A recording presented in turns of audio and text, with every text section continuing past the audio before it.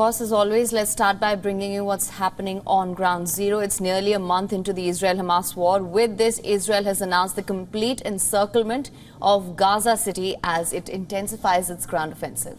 Now, the fears of a war spillover are also fast becoming a reality as tensions are escalating on other fronts as well. In the latest, Israel has announced the encirclement of Gaza's main city, and the city in the north of Gaza Strip has been the focus of Israeli attacks as part of a ground offensive that vows to annihilate the Hamas militant group.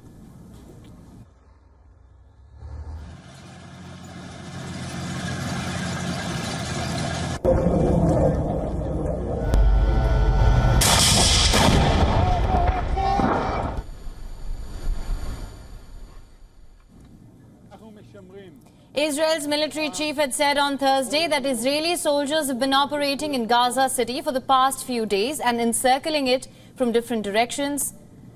Israel's defense forces released several videos in the last 24 hours that show their combat activity in Gaza. The IDF reported that over 130 terrorists have been thwarted in the past 24 hours and that the troops struck terrorist infrastructure and destroyed large numbers of weapons. As Israel encircles Gaza City, Hamas military wing has threatened in an audio address that Gaza would be a curse for Israel and has warned that its invading soldiers would go home in quote-unquote black bags. Meanwhile, a major escalation has taken place at Israel's northern border with Lebanon.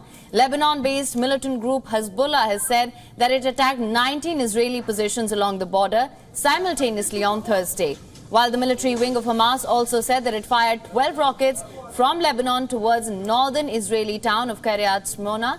And these visuals on your screens are from the northern Israeli town and show the scope and the extent of destruction here. IDF has also released a footage that shows it striking targets in southern Lebanon in retaliation to militant fire.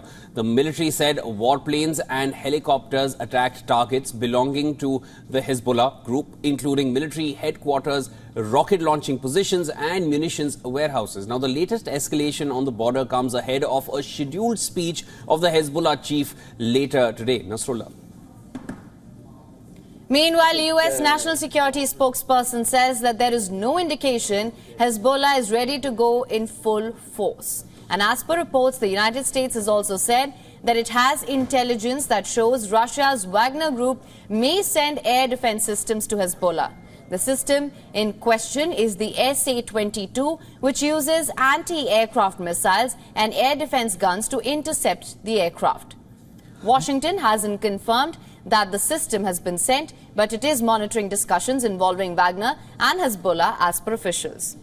Meanwhile, in Gaza, Israeli strikes hit another refugee camp. At least 15 people have been reportedly killed after an Israeli strike hit a residential building in the Buret refugee camp in central Gaza.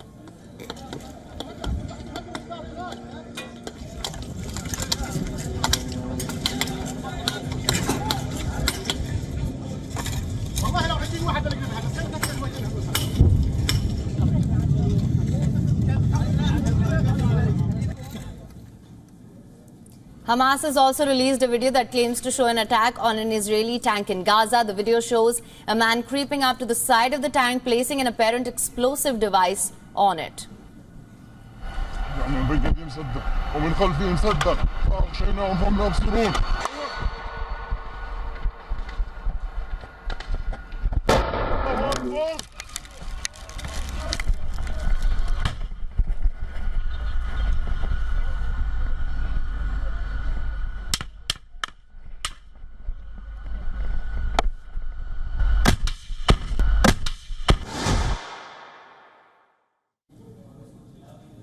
Meanwhile, clashes have also erupted in the West Bank since the war began. In the latest events of violence, Israeli settlers set fire at the entrance to a town in the northern West Bank on Thursday. Videos posted online showed columns of smoke rising from cars.